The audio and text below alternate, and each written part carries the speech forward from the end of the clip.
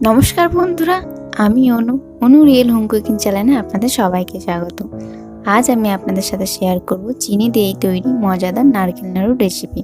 পুরো ভিডিওটি দেখার পর যদি এই রেসিপিটি ভালো লাগে লাইক বা শেয়ার করবেন এবং আরও নতুন নতুন রেসিপির আপডেট পাওয়ার জন্য এই চ্যানেলটিকে সাবস্ক্রাইব করতে ভুলবেন না।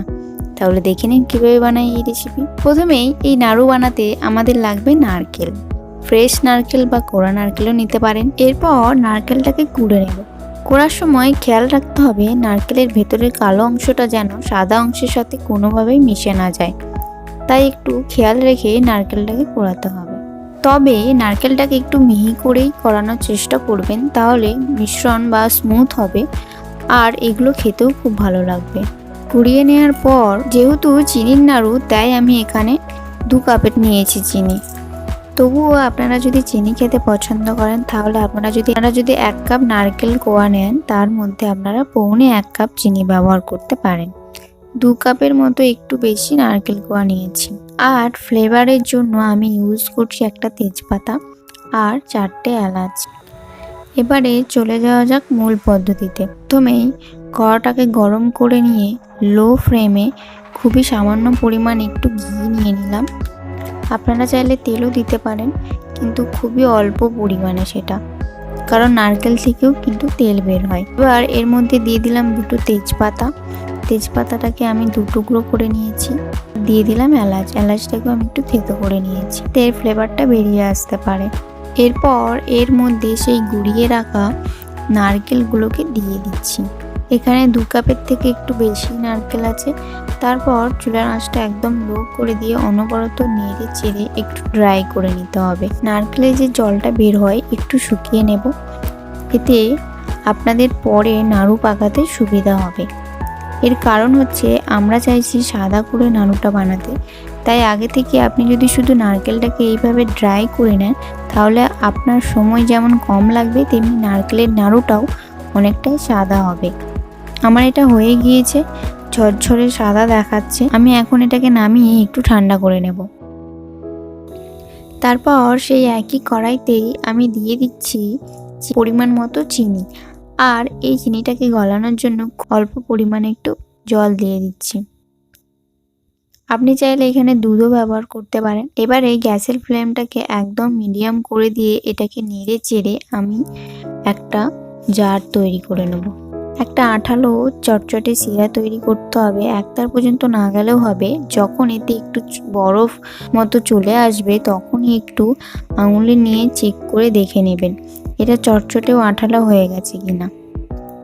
ম্যাক্সিমাম এটাকে আপনি একতার শিরাও তৈরি করতে পারেন। একতার বলতে এখানে 2 আঙুলের ফাঁকা একটা সুতোর মতো তার দেখা যায়, সেটাকে বলে। তারপর সেই যে আমরা একটু ড্রাই করে নিয়েছিলাম নারকেলটাকে, সেটা পুরোটা এর মধ্যে দিয়ে দিতে হবে। এরপর গ্যাসের ফ্লেমটাকে একদম লোতে করে দিয়ে নেড়ে চেড়ে মিশিয়ে নিতে হবে। পদ্ধতিটার কারণ হচ্ছে চিনি দিয়ে বেশিক্ষণ ধরে নারকেল নাড়ুটা নাড়তে থাকলে তাহলে কিন্তু এটাকে আস্তে আস্তে একটু লালচে করে দেবে। তাই আগে থেকে নারকেলটা শুকিয়ে নিয়ে তারপর চিনি শিরা করে দিয়ে এইভাবে নারকেলের নাড়ুটা বানাতে পারেন, তাহলে নারকেল নাড়ুগুলো একদম ধপধপে সাদা হবে।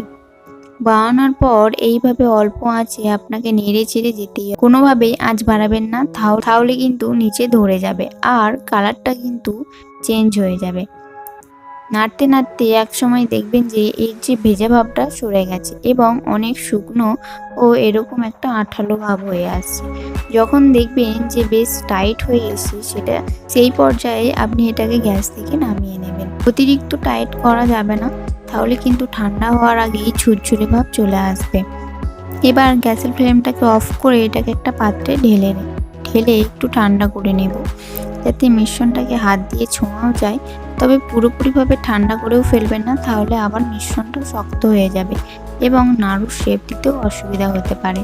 মিশ্রণটা একটু ঠান্ডা হয়ে যাওয়ার পর হাতে একটু ঘি মেখে নিতে পারেন। প্রথম পর্যায়ে এটি হাতে আটকে যাবে না এবং গরমটাও কম লাগবে, তবে পরবর্তীতে আর লাগবে না, কারণ নারকেলের তেলটাও কিন্তু আপনার হাতে তেলে হয়ে যাবে। এবার এর মধ্যে অল্প অল্প মিশ্রণ নিয়ে এটাকে এইভাবে হাতের মুঠোয় করে চেপে চেপে গোল বলের শেপের মতো করে একটু হাতের তালুতে করে ঘুরিয়ে নেবেন, যাতে শেপটা খুব সুন্দর হয়। এই যে আমার নাড়ু হয়ে গেছে একদম, কত সহজেই নাড়ু বানাতে বানাতে খেয়াল রাখতে হবে নাড়ুর মিশ্রণটা যেন বাতাস না পায়, তাহলে কিন্তু শুকিয়ে যাবে এবং পরে আর আপনি নাড়ুটা পাকাতে পারবেন না। এই জন্যই ভালো হয় এটাকে একটু ঢেকে ঢেকে রাখেন এবং ঢেকে ঢেকে আপনি নাড়ুটা তৈরি করবেন। তাই মিশ্রণটা গরম থাকতে থাকতেই নাড়ুগুলোকে একটু তাড়াতাড়ি বানিয়ে নিতে হবে। এইভাবে করে সবগুলো নাড়ু আমি একে একে বানিয়ে নিচ্ছি। নাড়ুগুলোকে ঠান্ডা করে নেওয়ার পর একটা এয়ার টাইট কন্টেনারের মধ্যে ভরে রাখলে নর্মাল অবস্থাতে 6 থেকে 7 দিন এবং যদি ফ্রিজে রাখেন তাহলে 10 থেকে 12 দিন পর্যন্ত ভালো থাকবে। আশা করছি আমার ভিডিওটি আজকে আপনাদের ভালো লেগেছে। যদি ভিডিওটি ভালো লেগে থাকে অবশ্যই চ্যানেলটিকে সাবস্ক্রাইব করতে ভুলবেন না।